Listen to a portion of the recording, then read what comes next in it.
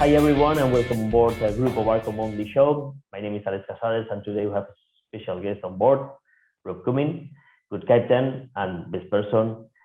He's currently the captain of sailing yacht Saudade, which is a luxury sailing yacht of 45 meters length, based in Palma. Hi Rob, how are you? Good morning.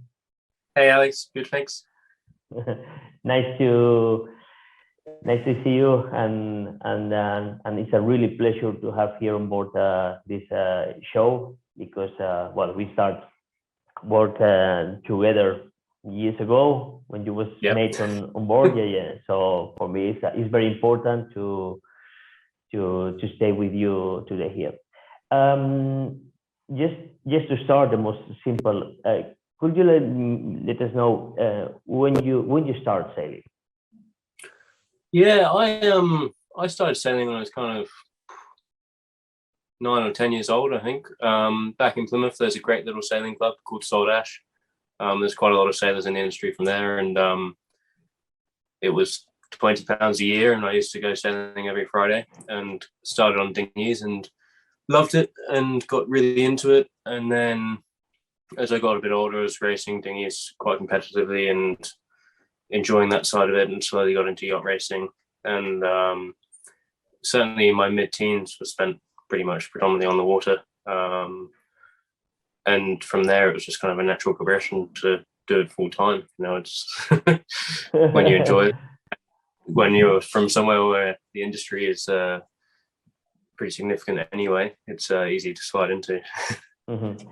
No, for what you are explaining now is basically exactly what I did when I started, because I started also sailing with 8-9 years old here in Palma with some races with that people they really love sail. They introduced me in that fantastic world.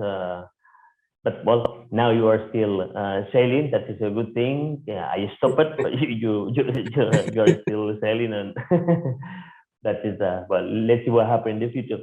And after you start as everybody, that's like a pleasure sailing, start some races, but when you decide to work as professional seaman in that yacht industry? Not really out of choice, shall we say. I started doing some single-handed sailing in 2009, and I tried to do a single-handed transatlantic campaign, and basically ran out of money and learned the hard way how difficult all that was, and very quickly had a lot of debt to pay off and had to go and get paid to go sailing. So I started doing deliveries and a bit more racing on slightly bigger boats, and that was really good for a couple of years. You know, I really enjoyed the freelance stuff, and it was interesting, constantly changing, but realistically I had big bills to pay, and I had to take a full-time job to pay the bills, basically. And I ended up on Leopard in the Caribbean doing the 600, and Shirley put me in touch with Mick on here, and I've been here for 10 years now. So kind of that was the progression to the more full-time work. There was a bit of time on Swans before that, but it was a necessary evil, but it worked out pretty well. Yeah, would you say when you start sailing, is this part more romantic sailing? You earn money, easy, fun.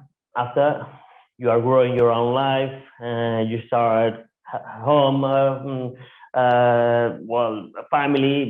It's what happened to all of us. So it's when you just okay, I need a boat. I stay here. And I really start like more professional at the beginning. Well, this romantic part is a little bit in the other, but what we say, when you are sailing, it's not a normal job that you can do. It's not something you really have to enjoy. Meanwhile, you are sailing. It's so difficult to spend the time sailing if you're really not enjoying during the time. Yeah. It's a lifestyle, huh? It's so involved. You have to be involved 24/7. So if you don't enjoy it, you burn out very quickly. Yeah. Agree.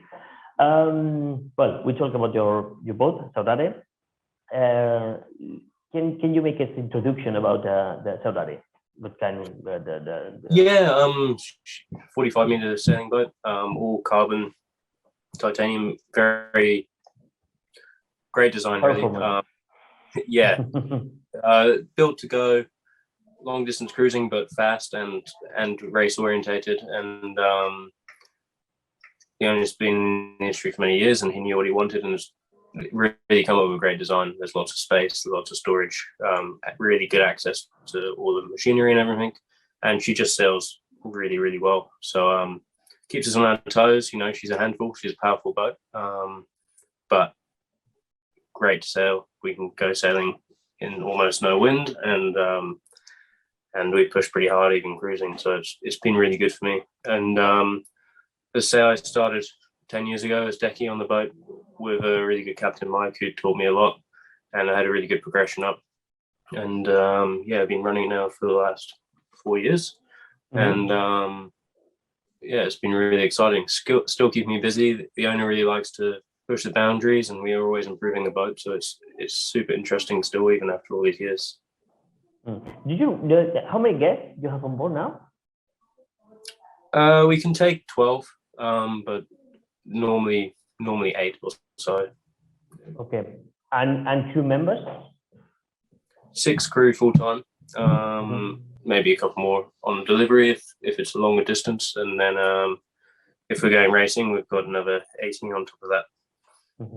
Which is the plan for racing next year? Because have been difficult for all the pandemic and the race. Yeah, we haven't done it for a few years now, and we just have to see what comes, really.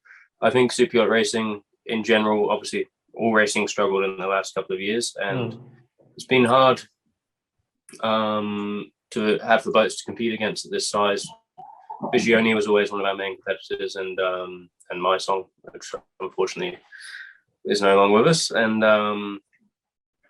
it's hard to find the boats that want to push hard, and we certainly don't want to turn up just for fun. It's got to be competitive. But hopefully a few of us will be involved next year, and hopefully we'll be back on the race course soon, because it's I think we all miss it.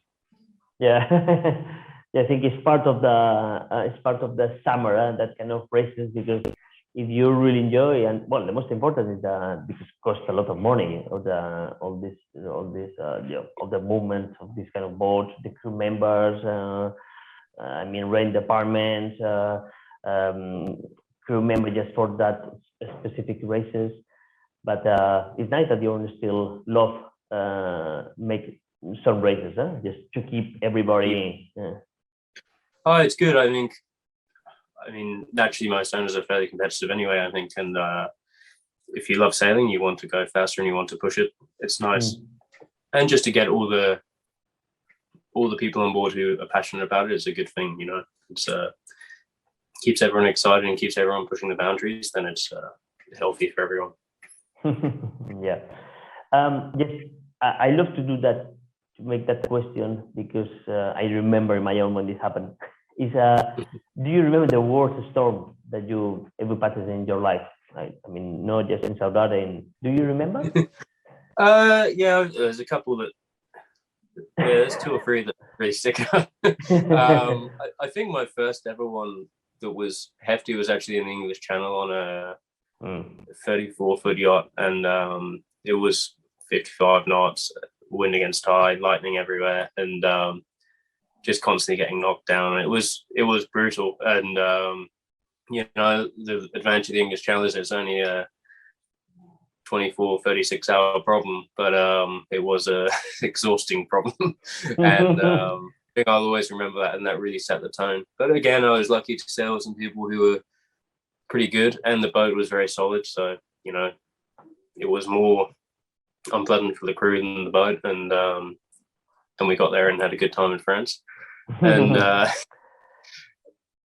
bigger boats, yeah, there's been a couple, but certainly the Baltic Sea's proven its worth, and also the Med has been brutal. I've had a couple of times crossing the Gulf to Lyon, which I wouldn't ever wish to repeat. So, and you remember when you felt that at this, or when you, at the moment when you were just under the storm, or after you finished the storm, which is your your sense about the woof, everything has been okay, the boat is okay, I'm okay. That's the most important. You remember the Yeah, it's such a relief. I think we all go and decompress in the bar, don't we? And it's something you talk about for years after. I guess it's shared memory and good team building, but it's just a massive sense of relief, I guess, and gives you more confidence for the next time as well. Once you've learned the boat and learned what you can take, then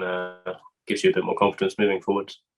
I think that this is what happened in our life. It's part of the seaman experience. You need to pass these storms, and you need to grow your own. And every time more is part of the. If this, I mean, we need it to pass some storms and grow for ourselves. Oh, of course. It's part of the job, isn't it? But it's if you only went sailing when it was nice weather, you not go sailing very often in the UK, at least. So yeah. I don't know if the pilots for the flight they say the same, but probably yeah. I don't know. But in our case, I think that we can enjoy during the storm. I'm not sure if a plane can enjoy during problems or big storm, but sometime maybe I will interview some pilot. I can ask him. Not about, well, normally you spend because since we met here in Palma, you spend the winter time here in Palma. Do you remember the first time when you arrived to Palma? And because when you arrived to Palma, was with the boat for holidays? Yeah, the first time I came to Palma was for a boat. I flew in to take a boat across the Atlantic. 2010, I think, over in Club de Mar, and it was it was great. It was a new experience to have everything so close, and obviously you see everyone and you've met around the world because everyone's always here. So it was a nice experience, and of course it's Spanish food, and the weather was pretty welcome as well. Especially back then, I hadn't spent a lot of time in the Med, so it was quite exciting. I do remember that well. And it's nice when you arrive. Well, I can say that because I'm from Palma, but always I say that when you arrive Bay of Palma, you have the cathedral, you have that magnificent bay. You can start to see all the yachts on the marinas, and it's a really nice place to arrive with them. Yeah, I think the cathedral on the water is pretty hard to beat, isn't it? It's an amazing entrance. Yeah, it's amazing. Huh? And also you have all the bars, now with the pandemic, but you have a lot of places around the bay where after birth boat, you can enjoy your time to the island. So that's nice. That's nice. Well, you are quite young captain, which is good for you because but at the same time you have very experienced because you are sailing during many years now. Every year we can meet here in Palma in the STP yard for repairs and maintenance. Can you explain me why you choose Palma and why you choose STP to do all your repairs? And yeah, I think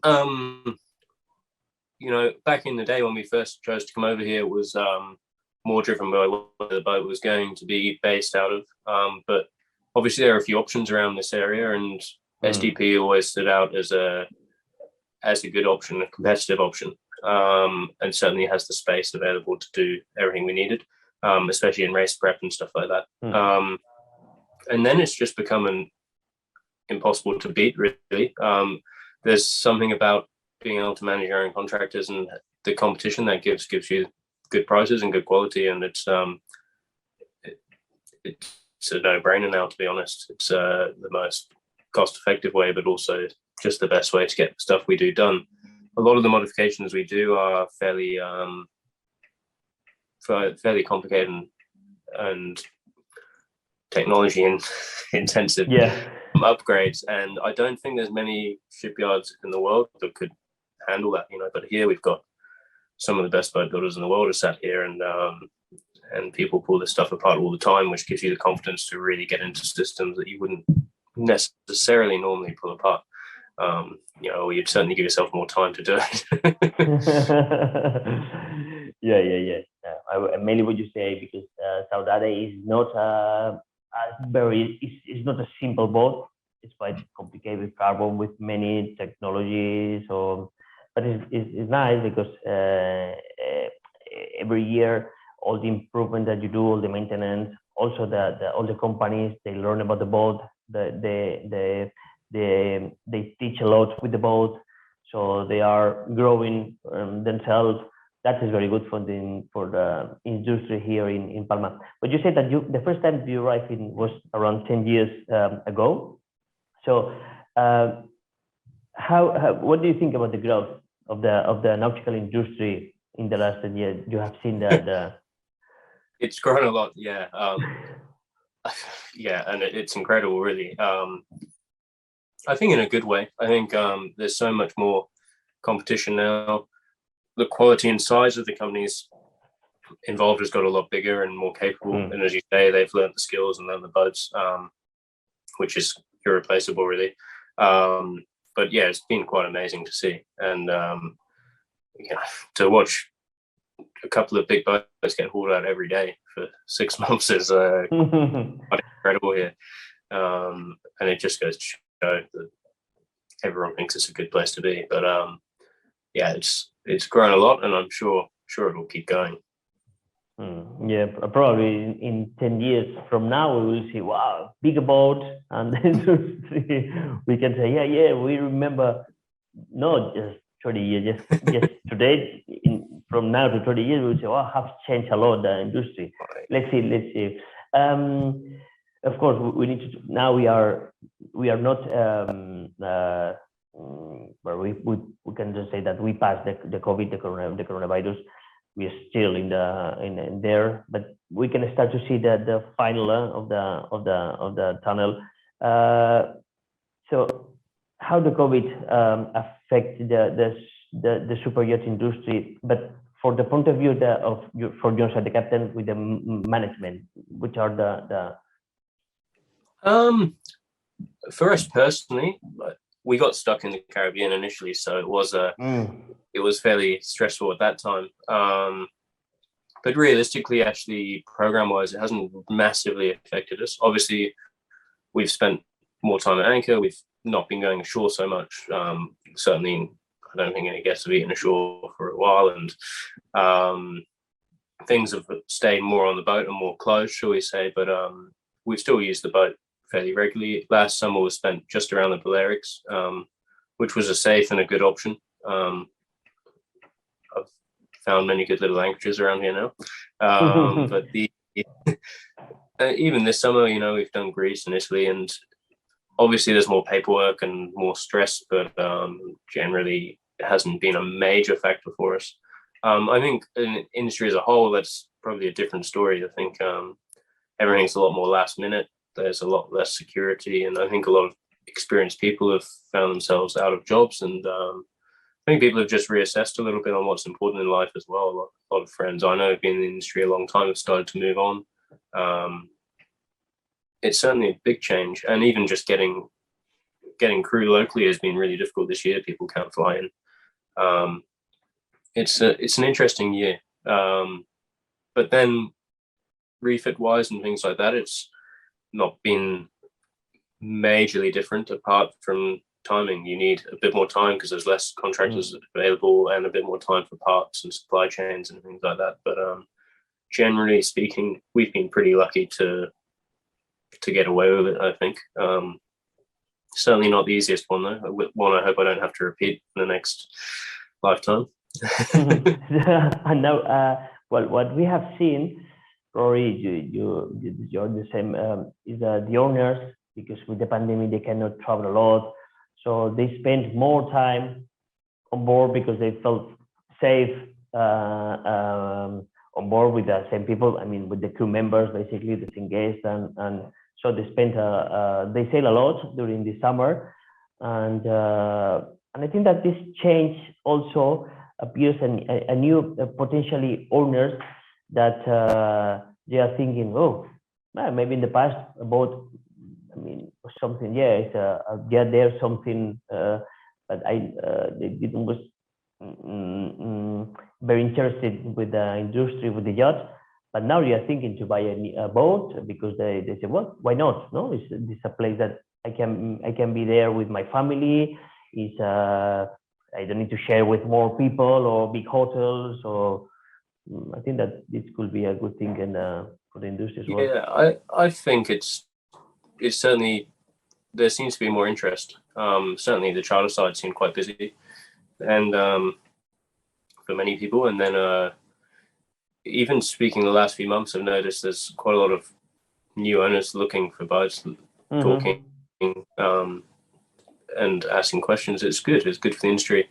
Even on the sailing side, like I think we've seen a dip in the last few years, but it sounds like there's a lot of younger owners now interested in sailing again. That's good for all of us, and hopefully they get excited, and if they want to go racing and everything, it'll be exciting for a few more years. Yeah. I think so. The same, that is good for. We can say the future in the industry will be very good for everyone. So that's good. Now I can give you, well, I can ask you a question which is very difficult because it's not easy to the answer, but can you predict what will be the nautical industry in Mallorca the following 10 years? What do you think?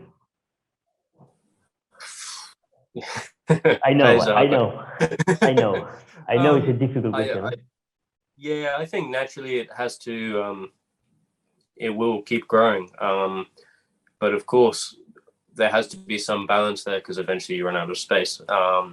So maybe it stabilizes a little bit, probably depending on how much investment there is in the port and the space available. But I could see it, of course, is going to keep growing. And I think you'll find a lot of these companies that have weathered the COVID storm probably going to keep a more stable base of staff around now, with less people flying in and out of England, etc., to top up when it's busy. I think the companies will probably become a bit more stabilized and have a more core team, is my gut feeling. From a boat perspective, I could certainly see everyone's still going to try and get space here, but maybe using it for more intense yard periods and then having to disperse a little bit just as if space isn't available. But I certainly see no lack of interest in being here. I think it's well established as the place that it is, and everyone's going to keep using it. It would be very interesting to see. You know, hopefully, if we can get some more space to spread out, then it's good for everyone. Yeah, absolutely with you, because until now, because there still was there was some space available. So during these 10 years, that space now have been the less space. Now the space is absolutely limited, and mainly we are in an island. So of course we need a balance, as you say. It's not just to make more yards, more. No, we need a balance because it's absolutely necessary for the future. Have to grow, of course, but with a balance. So, well, I know that we are talking with the government here, with the Port Authority, which is the best way to keep growing industry, but with the balance, with the with the environment and with everything, because it's not. Well, will be, as you say, will be very interested what happened in 10 years when I talk to you, when I interview again. We will talk about if we our prediction was good or not. We will see. We will see. Now, apart from your time in here in Palma, well, you are working on board and every day and well, following all the running work. What you are doing during your time in here in Palma for pleasure? What you do? What you can do? When I do get time, which doesn't ever seem to be enough time. I've got my motorbike here now, so I've just been going up to the mountains and driving that around at the weekends, which is awesome, especially in COVID with quiet roads has been perfect, and the roads are fantastic up in the mountains. And yeah, just a little bit of fitness and doing all the restaurants and the odd bit of golf with some friends, but it's just a good place to do lots of little bits and bobs, isn't it? Go and explore. I've been trying to get out of Palma because it's not a huge island, but there's a lot to see, and so many places I haven't really spent much time. So it's been nice to go and find some cool little restaurants around the island and just go and explore a little more this last year for sure. Yeah. No. That's you play golf, so that's the first time I heard that. Not very well. Well, you haven't heard of it. maybe once we can go together, because I never played, so will be fun that we go together and see what happens. So I think for today, again, has been a really pleasure for me to interview this great person, great captain, which also that I met years ago. So we have very good relation. We will keep like that, sailing or not, or working together or not. So Rob, thank you very much again, and for sure in the future I will interview you again, probably on board. You can show your boat because it's a magnific boat. We can talk more about the performance of the boat, and that could be very interesting also for everyone. Yeah, that would be great. Thanks for having me, and thanks for everything over the years. It's always good to touch base. So thank you very much. All the best. Okay. Thanks to you. Thanks everybody. And well, I will see you next month in the show from Grupo Marco. Thank you very much. And